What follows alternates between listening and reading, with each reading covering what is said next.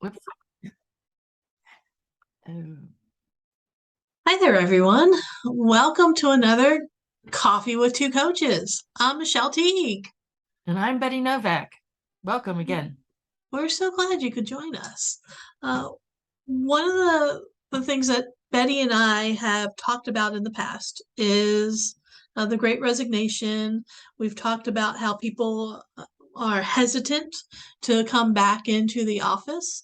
We've talked about how there are some employers out there that are trying their best to get people to come back. And there was an article that we came across that talked about how different generations are responding to that request to come back to the office and come back to their physical office space as opposed to working remotely. And we thought, oh, wow, we didn't think about this in terms of different generations. And so Betty and I thought, well, we talk about this today because this is a huge impact on different organizations out there. What are your thoughts on this, Betty, when you first read about this? Well, when I first read about this, I thought, okay, the millennials pretty much want to stay home Mhm. because they like being home and they're very comfortable with technology and not so comfortable with person to person, face to face, unless they have to do it or they learn how to do it. So I thought this was interesting because I was wondering what the leaders or CEOs were thinking on how they were going to bring people back. And they've had some thoughts. Yeah. Uh, we've heard about uh, Elon Musk and what he did at Tesla when he told everybody, you're coming back to the office. If you're not back in the office, then you've basically turned in your resignation and you're gone. Do you think that's the way to handle this, though? Do you think uh, the leadership needs to tell them either you're here or you're not? We're not doing this remote thing anymore. Well, let's see. Can you pause it?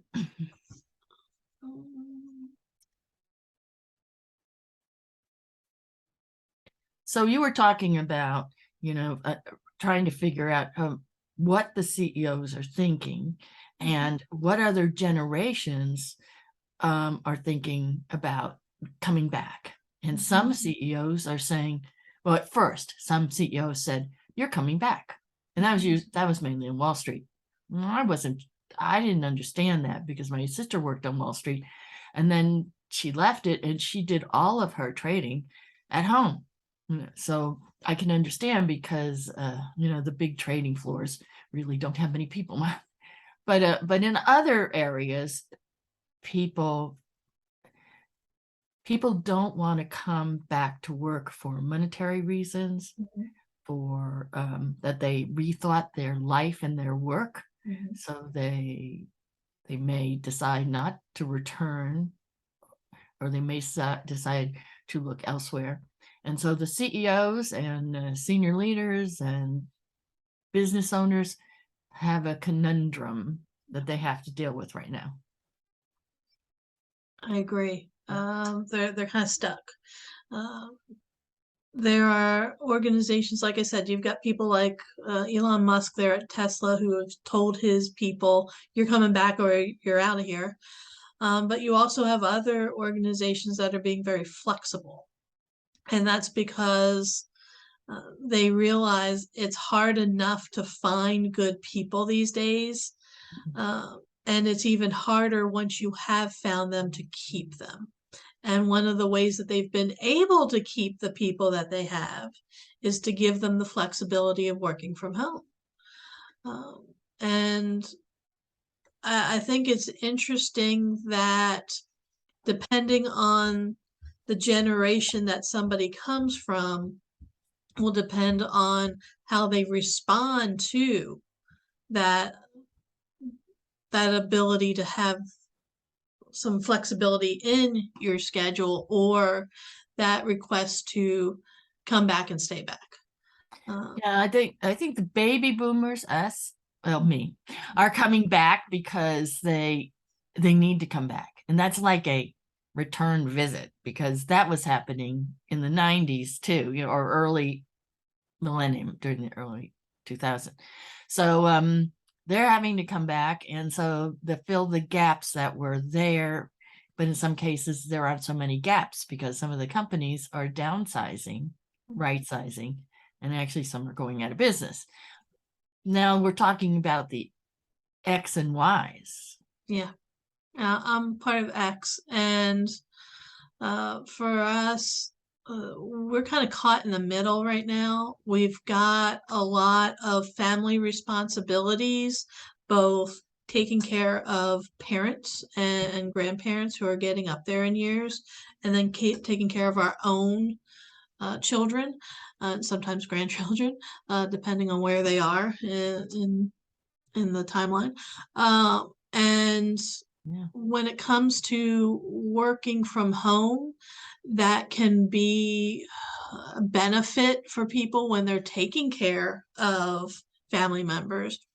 But it's also a huge distraction when you're taking care of family members, because your family has to come first. And if you've got a sick child, if you have a sick parent that you're tending to, that doesn't mean that you're getting a whole lot of work done.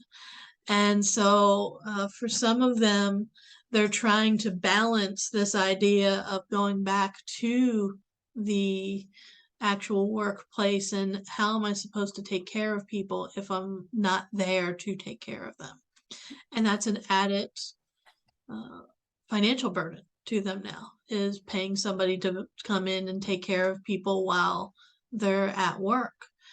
Just like it's an added financial burden to some of those millennials and the Gen Zers who are finding either A, they've got to have somebody for daycare, or B, the cost of transportation. And that's what a lot of these millennials and Gen Zers are up against right now, is how much it's actually costing them to get to the physical workplace.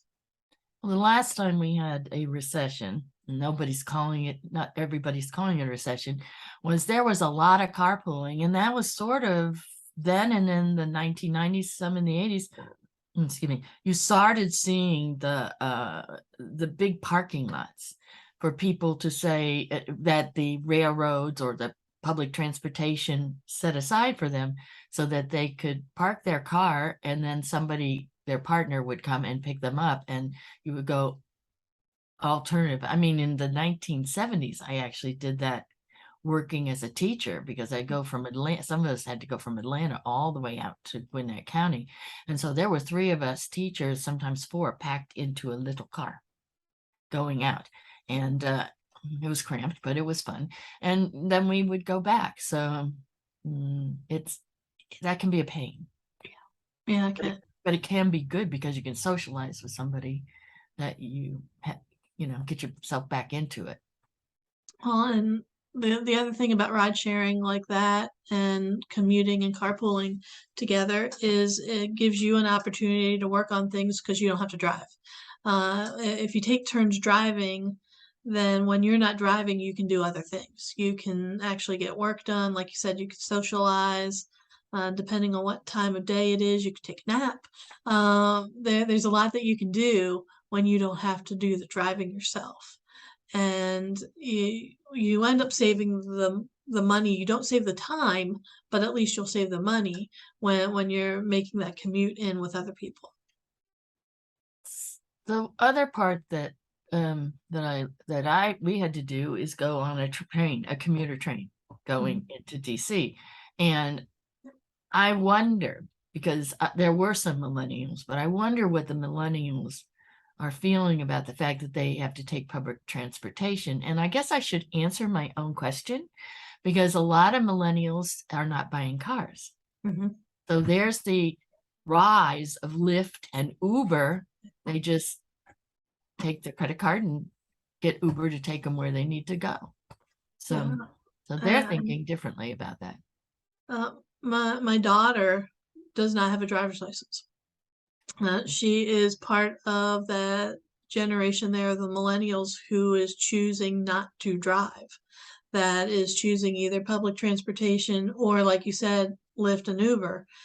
And it can be difficult for many of them because they're getting to the point now where Lyft and Uber are starting to get more expensive because of what's gone on with the price of gas. They're passing that cost along to the rideshare people, and as a result, it's costing more for them to use Uber and Lyft. Yeah, that's true. And everybody's raising their prices. When we talked about that the last time, everybody's raising their prices, no matter if the gas is going up or it's coming down. It's still more expensive than it was, before the pandemic. Maybe even during the pandemic, actually, it was, more expensive afterwards. I agree. People are going to make choices. And I know I talked about this, but one of my clients was a branch chief, still is, but she was thinking about not returning to work. She was thinking about, she didn't want to go back to the office. It was a terrible commute. It would stress her out, and she enjoyed working at home. And so we talked about it, and I said, well, can you negotiate it? Because she was thinking about going to a whole nother agency that was more open to staying at home, but she wouldn't retain her branch chief status. So it turns out, when I talked to her the last time, she had negotiated staying at home and then being called in for important meetings. And to me, that's the ideal thing to do, really. Yes. So. I agree. And depending on where you are in your career, you have that option. Obviously, if you're further along the leadership ladder, if you've been with an organization for several years, you can do that. You can contact your leadership and say, hey, let's talk about this, because I would prefer to stay home for several different reasons, and I still want to work for you. However, we need to come to a mutually agreeable solution for this. Otherwise, I'm going to have to go somewhere else. Not everybody's going to have that option if they have not been in the organization long enough, if they don't have uh, the pull and the weight to be able to do that, though. Well, this article said that I put up on LinkedIn said, and Facebook said this, that still the big resignation is still going on, and people are not coming back as the big return as they thought. And somebody else talked about it's the great reevaluation. Now it could be, because some businesses or companies are looking at their structure and trying to figure out how they can get both in people who want to come to the office and people who want to stay home. And that creates another issue, which is about, excuse me, a senior moment there. Speaking of that, they leave. They just say, I can't get what I want, and I'm just going to leave. Now, my question is, what do they leave to? Yeah. How can they afford themselves once the money runs out that they got from the government? So, yeah. Well, not only that, with a lot of people are starting their own companies and starting their own businesses, which was part of the initial push of the Great Resignation. Was they were just becoming independent contractors and doing what they had been doing before. However, they're also finding out that they aren't quite as successful as they were, and that there are costs involved in all of that. And that's a lot of what people don't realize. And I think there's a lot of millennials and Gen Zers out there that don't realize how much of a risk it is to start your own business and how much of a risk it is to hire people. Because as the business owner, you're taking on all that risk. And employees don't necessarily see that. And that's one of the reasons why employers can say, no, I need you here in the office because we've got products and services that we're selling to our customers, and I need to make sure that you're here to be able to do that job. And so by taking on that risk, they can indeed tell others, this is what I need you to do. And a lot of times, Gen Zers and millennials don't realize that. No, they don't, because a lot of times when people go into business, they say, I can do this really well. And so Mhm. I'm going to do it, right? Right. Um, but a number of successful uh, entrepreneurs that are young, they've either had business courses in college, because they've been in Mhm. college. Some even have them in high school. They're starting to do that there. So if they went to those, they might have a better uh, upmanship. But the one thing that they could do is find out if there is a small business bureau in their area and see if there are business courses at the library or at the local community college, if they're showing it or so forth. But the rest, what are they going to do? Yeah, I agree. It's for some of them, there's just not a lot of options out there. And there are some companies that are very flexible with working from home, but there are others that aren't.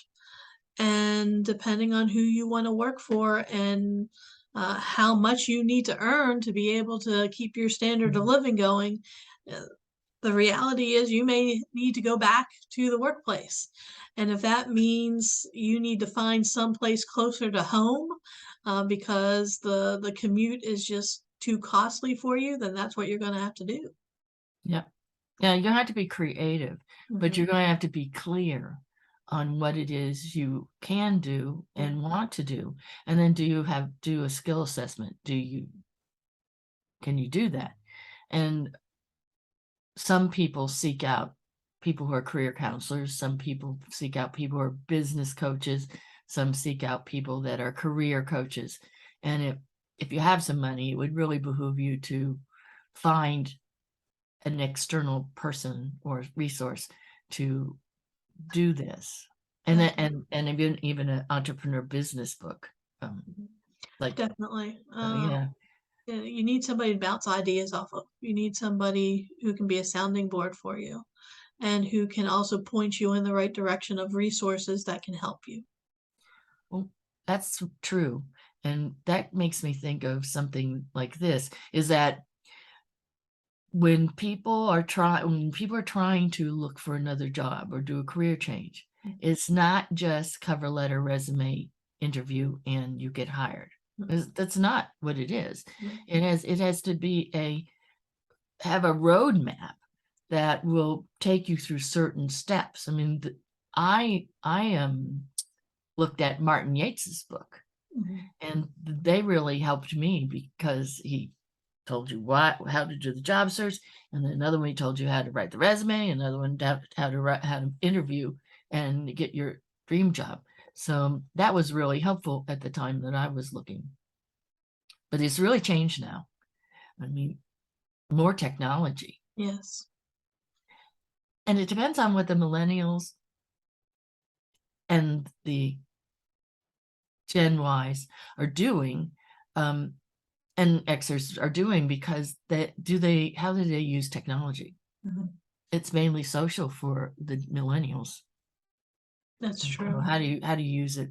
I made the assumption that they should be able to use it because they use it all the time.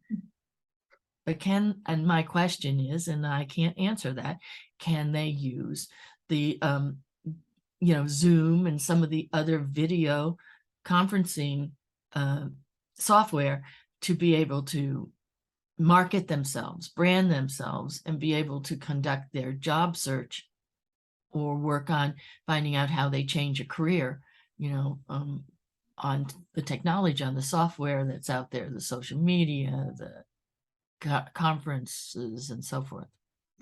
When I was the very last corporate training job that I had, I was at LifePoint Health, and when people would ask for training, usually they were asking for training about some of the software programs that we used, about some of the different applications that we had. Some of them needed help with Medicare and Medicaid. Um, what I thought was interesting is the younger generations, the millennials, the Gen Zers, who would ask for training on how to use a fax machine, how to Wow. use the telephone system that we had, how to use the copy machine, because they weren't used to those types of physical equipment. They'd never used anything like that before. And so I had to come up with training programs for them on how to use these, because it wasn't like anything they'd ever done. There's another, you're right. I hadn't even thought of that, that they hadn't run the typical office machinery that we had been raised in. We had to learn it, but we knew when we went to an office that we were going to be using this. But the other thing is the soft skills, the interpersonal skills are things that the younger generation, really every generation, has to understand how they communicate to other generations. And that's a biggie. And there's training out there. And their books are out there, but you can try to practice it video style because that's a certain type of communication. But if you go back into the office, talking to people one-on-one or in a facing each other meeting, it's different. And I think some of us have really gotten rusty on our communication skills. And that, if I was a manager or a CEO, that would be one of the things that I would want to assess and find out if people can communicate to support the vision and mission that our company is for. I If you agree. can't sell, you better learn how to sell, right? Yes. So there's a lot going on, and then emotional intelligence. And I think we can get into that some other time, but that's a very big issue. And it was in the schools in the 80s, no, in the 90s. I met a teacher that put it in there, but we need to talk about that later. Yeah, when it comes to communication issues, one of the things my husband, he's a college professor, one of the things that he notices is there's been this big shift in how his students communicate amongst themselves. When he first started teaching back in the late 90s, early 2000s, he would walk into a classroom and there'd just be a cacophony of noise because all these students talking to one another. Now he walks into a classroom, A, the lights are off, even though there are a whole bunch of students sitting in there, and B, it's just deathly quiet. And that's because they're all on their phones texting one another. And he says there's been this huge shift within the generations of how they are communicating with one another. And it's the same in the workplace, is that you're finding the younger generations don't have the physical communication skills that their older counterparts do. And part of why organizations are wanting people to come back into the workplace and into the physical workplace is because of those communication skills. It's because there's this need for physical connection, this need for physically talking and sharing ideas. Yeah, I agree. Sorry, my dog is trying to get out, trying to move Mother Goose in front of the door, and she can't. I'm waiting for her to start crying. But we're close to finishing, so I'm not gonna get up and whisk her out the door. Yeah, I agree with that. I mean, and I think it behooves us to actually have a podcast on how the different generations are communicating to each other and how effective it is, and what does each generation need to think about with regards to communicating with each other, because that's one of the big skills I think that we're all trying, that we all practice and learn and refresh all our life. Yep. All right. So, for those of you who are tuning in and watching, we'd like your thoughts on this. What do you think is going on with the different generations when they're being asked to come back into the workplace? Mhm. What are your thoughts on this? Do you think the different responses are because of some of the internal things that are going on within people? Do you think it's external? Do you think it's because of the different types of communication preferences that these age groups have? What do you think is causing some of these concerns between the different generations that are being asked to come back to the workplace? We'd love to hear what your thoughts are on this. Yeah, and if we have given you some ideas, we would also love to hear about your experience and how you're going, how are you problem solving the commute, or wanting to be able to have negotiate this day and that day to be able to go into the office to see your team in person, as opposed to the one thing that we'll probably talk about also is the managers. Yes, They're virtual. A lot of them are still virtual, and they sort of want to remain virtual, and they think their team is working really well. And I think that it is, but I think they could tweak it a little. I agree. So that's another thing. If the managers and supervisors remain virtual and they're trying to work with their teams and also their senior people that are above them, what what's happening there? Mm. Yeah. So we've talked about today 2 new podcasts, maybe 3, that you may hear from us in the Yes, future. it's very exciting. Yeah, All right, everyone. Thanks for tuning in, and we look forward to hearing from you soon. absolutely. Have a great week. Yeah.